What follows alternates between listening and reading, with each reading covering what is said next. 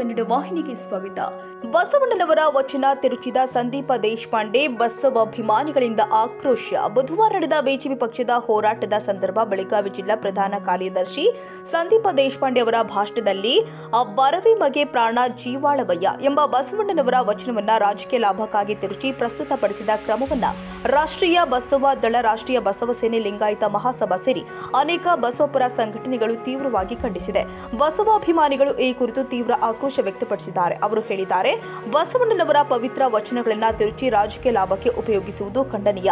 ಸಂದೀಪ ದೇಶಪಾಂಡೆ ಅವರು ತಕ್ಷಣವೇ ಸಾರ್ವಜನಿಕವಾಗಿ ಕ್ಷಮೆ ಕೇಳಬೇಕು. ಮುಂದಿನ ದಿನದಲ್ಲಿ ಯಾರಾದರೂ ಇಂತಹ ಅವಹೇಳನಕಾರಿ ಹೇಳಿಕೆಯನ್ನ ಕೊಟ್ರೆ ನಾವು ಸುಮ್ಮನೆ ಕೂತಿರುವುದಿಲ್ಲ. ಅವರಿಗೆ ತಕ್ಕ ಶಿಕ್ಷೆ ಕೊಡಲಾಗುತ್ತೆ. ಓಂ ಶ್ರೀ ಗುರು ಬಸವಲಿಂಗಾಯ ನಮಃ.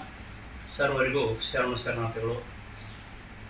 ನಮ್ಮ ಲಿಂಗಾಯತ ಧರ್ಮದಲ್ಲಿ ನಮ್ಮ ವಚನ ಧರ್ಮಕ್ಕೆ ಏನಾದರೂ ಧಕ್ಕೆ ಬಂದಾಗ ನಾವು ಗಣಾಚಾರದಿಂದ ಹೋರಾಟ ಮಾಡಿ ಅದನ್ನು ಉಳಿಸಬೇಕನ್ನುವಂಥ ಒಂದು ತತ್ವದ ವಿಚಾರವಿದೆ. ಆ ಕಾರಣಕ್ಕಾಗಿ ನಿನ್ನೆಯ ದಿನ ಶರಣರ ಪರವಾಗಿ ಪ್ರಾಣ ಜೀವಾಳವಯ್ಯ ಅನ್ನುವಂಥ ವಚನಕ್ಕೆ ವ್ಯಂಗ್ಯವಾಗಿ ಮಾತನಾಡುವುದನ್ನು ನಾವು ಕಂಡಿದ್ದೇವೆ. ಸಂದೀಪ್ ದೇಶಪಾಂಡೆ ಅವರು ಈ ಮಾತನ್ನು ಯಾವ ಕಾರಣಕ್ಕಾಗಿ ಹೇಳಿದ್ದಾರೆ ಅನ್ನೋದನ್ನು ನಾವು ವಿಚಾರ ಮಾಡಬೇಕಾಗ್ತಾ ಇದೆ. ಯಾಕಂತಂದರೆ ಒಂದು ಇಡೀ ವಿಶ್ವಮಾನ್ಯ ತತ್ವಗಳನ್ನು ಒಳಗೊಂಡಂತಹ ಬಸವಣ್ಣನವರ ವಚನವನ್ನು ಪ್ರಾಣ ಜೀವಾಳವಯ್ಯ ಅನ್ನುವಲ್ಲಿ ಪ್ರಾಣವನ್ನು ತೆಗೆಯುವವರು ಅನ್ನುವಂಥ ಮಾತ ಬಂದದ್ದನ್ನು ನಾವು ಖಂಡಿಸಬೇಕಾಗುತ್ತದೆ. ಯಾಕಂತಂದರೆ ಲಿಂಗಾಯತ ಧರ್ಮ ಒಂದು ಸ್ವತಂತ್ರ ಧರ್ಮ. BJPಯ ಪಕ್ಷವೇ ಇರಲಿ, ಕಾಂಗ್ರೆಸ್ ಪಕ್ಷವೇ ಇರಲಿ, ಆ ಪಕ್ಷದಲ್ಲಿ ಎಲ್ಲ ಧರ್ಮದವರು ಇದ್ದಾರೆ. ಅವರವರ ಧರ್ಮವನ್ನು ಅವರ ಆಚರಣೆ ಮಾಡೋದಕ್ಕೆ ಯಾವುದೇ ತೊಂದರೆ ಇಲ್ಲ. ಆ ಕಾರಣಕ್ಕಾಗಿ ನಾವು ನಮ್ಮ ಧರ್ಮವನ್ನು, ಅವರವರ ಧರ್ಮವನ್ನು ಆಚರಣೆ ಮಾಡಲಿಕ್ಕೆ ಅವ್ರಿಗೆ ಹಕ್ಕಿದೆ.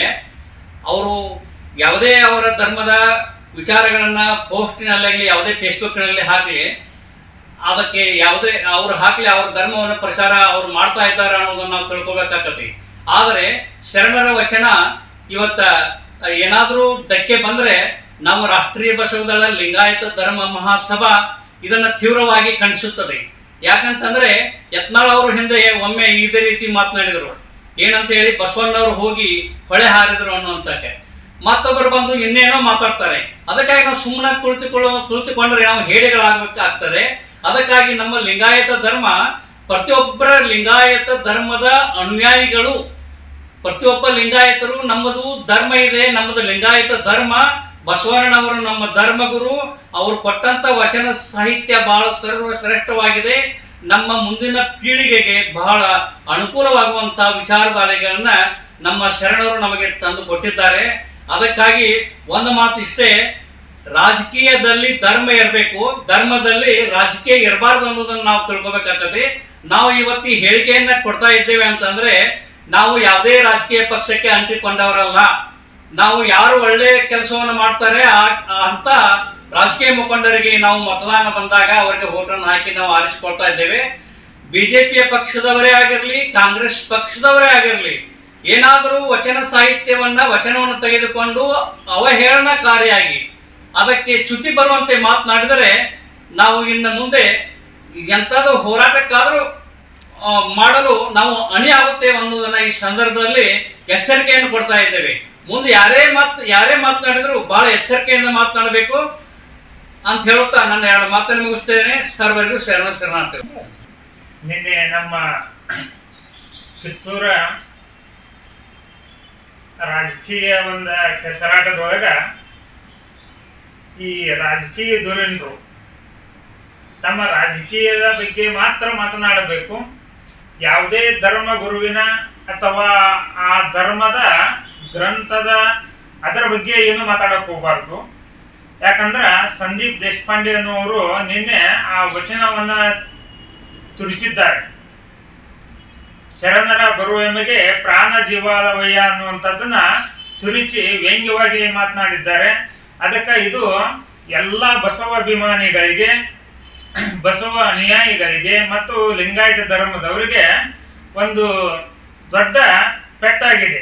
ಅದಕ್ಕಾಗಿ ಇದನ್ನ ತೀವ್ರವಾಗಿ ಎಲ್ಲರೂ ಕೂಡ ಖಂಡಿಸ್ತಾರೋ. ಇನ್ನು ಮುಂದೆ ಇದು ಒಂದು ಎಚ್ಚರಿಕೆ ಸಂದೇಶ. ಯಾಕಂದ್ರೆ ಇನ್ನ ಬಹಳ ಮಂದಿ ಶರಣರು ಬರೋರಿದ್ರು. ಅದಕ್ಕೆ ನಾವು ಒಂದು ಇದನ್ನ ಮಾಡಿ ಇದನ್ನ ಒಂದು ಎಚ್ಚರಿಕೆ ಸಂದೇಶವನ್ನ ಕೊಡ್ತಾ ಇದ್ದೇವೆ. ಯಾಕಂದ್ರ ಯಾರ್ಯಾರು ಬಂದ ಏನೇನೋ ಅದು ಹಿಂದಿನಿಂದನೂ ಕೂಡ ವಚನಗಳನ್ನ ತಿದ್ದುವಂತ ಒಂದು ಪರಿಪಾಠ ಬೆಳೆದು ಬಂದ್ಬಿಟ್ಟತಿ. ಯಾಕಂದ್ರೆ ಒಂದಷ್ಟು ಮಂದಿ ಸಾಹಿತ್ಯಗಳು ನಾವು ಮಾನ್ಯ ವೀಣಾ ಬನ್ನಂಜಿ ಅವರು ನೋಡಿದೀವು. ಇಂಥವ್ರೆಲ್ಲ ವಚನಗಳನ್ನ ತಿದ್ದುದು ಮತ್ತ ಇಲ್ಲ ಅಲ್ಲಿ ಅನುಭವ ಮಂಟಪನ ಇರಾಕಿಲ್ಲ ಅನ್ನುವಂತ ಹೇಳಿಕೆಯನ್ನ ವೀಣಾ ಬನ್ನಂಜಿ ಅವರು ಕೊಟ್ಟಿದ್ರು. ಅದಕ್ಕ ಅದೆಲ್ಲ ಹಿಂಗ ಒಬ್ಬೊಬ್ಬರು ಒಂದೊಂದ್ ತರ ಹೇಳ್ಕೊಂತ ಹೋದ್ರ ಅದು ಬಸವ ಅಭಿಮಾನಿಗಳಿಗೆ ಒಂದು ಅವಮಾನ ಆದಂಗ ಆಗ್ತತಿ. ಅದಕ್ಕ ಇನ್ನು ಮುಂದ ಯಾರೇ ಆದ್ರೂ ಮಾತಾಡಬೇಕಾದ್ರ ತಮ್ಮ ರಾಜಕೀಯ ಚಪಲವನ್ನ ತೀರಿಸ್ಕೋಬೇಕಾದ್ರ ತಾವು ಅದಕ್ಕೆ ಸಂಬಂಧಪಟ್ಟಂತೆ ಅಷ್ಟೇ ಮಾತಾಡಬೇಕು. ಯಾವುದೇ ಧರ್ಮದ ಬಗ್ಗೆ ಆ ಧರ್ಮದ ಗುರುಗಳ ಸಂದೇಶಗಳ ಬಗ್ಗೆ ಯಾವುದೋ ಮಾತನಾಡಕ್ಕೆ ಹೋಗಬಾರ್ದು ಅನ್ನುವಂಥ ಮಾತನ್ನು ಹೇಳಿ ಅವರಿಗೆ ನಾನು ಇನ್ನು ಮುಂದೆ ಇವತ್ತು ಯಾರೇ ಆದರೂ ಕೂಡ ಯಾರೂ ಧರ್ಮ ಮತ್ತು ಧರ್ಮದ ಗುರುಗಳ ಬಗ್ಗೆ ಇಂಥ ಅವಹೇಳನಕಾರಿ ಹೇಳಿಕೆಯನ್ನು ಕೊಡಬಾರ್ದಂತ ನಾ ಹೇಳಕ್ಕೆ ಬಯಸ್ತೇನೆ. ಲಿಂಗಾಯ ನಮಃ. ಎಲ್ಲರಿಗೂ ಶರಣಾರ್ಥಿಗಳು. ನಿನ್ನೆ ನಡೆದಂಥ ಘಟನೆಯಲ್ಲಿ ವಿಶ್ವಗುರು ಬಸವಣ್ಣನವರ ಸಂದೇಶವನ್ನು ಅದು ಶರಣರು ಬರುವ ಮಗೆ ಪ್ರಾಣ ಜೀವಾಳವಯ್ಯ ಎನ್ನುವುದನ್ನು ಹೇಳುವುದನ್ನು ಬಿಟ್ಟು ಅದನ್ನು ಬೇರೆ ರೀತಿ ತಿರುಚಿದ್ದಾರೆ. ಇದು ಇಡೀ ನಮ್ಮ ಬಸವಪರ ಭಕ್ತರಿಗೆ, ಬಸವಪರ ಸಂಘಟನೆಗಳಿಗೆ ಹಾಗೂ ಬಸವಾಭಿಮಾನಿಗಳಿಗೆ ಮತ್ತು ಲಿಂಗಾಯತ ಧರ್ಮಕ್ಕೆ ಮಾಡಿದಂಥ ದೊಡ್ಡ ಪೆಟ್ಟು ಅಂತ ನಾವು ಹೇಳಕ್ಕೆ ಬಯಸ್ತೇವೆ. ಯಾಕಂತಂದ್ರೆ ಈ ಕೊಂಡಿ ಮಂಚಣ್ಣನ ವಂಶೋಸ್ಥರು ಅಂತ ಹೇಳ್ಬೋದು. ನಾವು ಮೊದಲಿಗಿಂದಲೂ ಕೂಡ 12ನೇ ಶತಮಾನದಿಂದಲೂ ಇದೇ ರೀತಿ ನಮ್ಮ ಧರ್ಮವನ್ನು ಹೇಳುತ್ತಾ ಅದೇ ರೀತಿ ನಮ್ಮ ಧರ್ಮವನ್ನು ಒಡೆಯುತ್ತಾ ಬಂದಿದ್ದಾರೆ. ಈಗಲೂ ಕೂಡ ಅದೇ ಕೆಲಸ ಆಗುವಂತೆ ಅವರು ನೋಡಿಕೊಳ್ಳುತ್ತಿದ್ದಾರೆ. ಅದಕ್ಕೆ ನಾವು ಅವ್ರಿಗೊಂದು ಎಚ್ಚರಿಕೆಯನ್ನು ಕೊಡಬಯಸ್ತೇವೆ.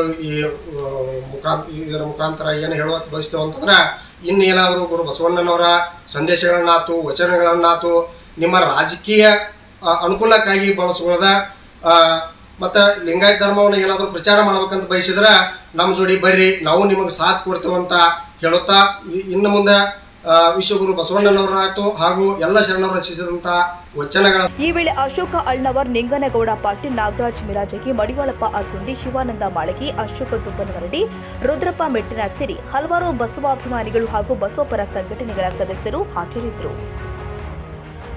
ತಾಜಾ ಸುದ್ದಿಗಾಗಿ ಎಂಟಿವಿ ನ್ಯೂಸ್ 24x7ಗೆ ಸಬ್ಸ್ಕ್ರೈಬ್ ಮಾಡಿ ಮತ್ತು ಬೆಲ್ ಐಕಾನ್ ಅನ್ನು ಒತ್ತಿ. ತಪ್ಪದೇ ಲಿಂಕ್ ಶೇರ್ ಮಾಡಿ.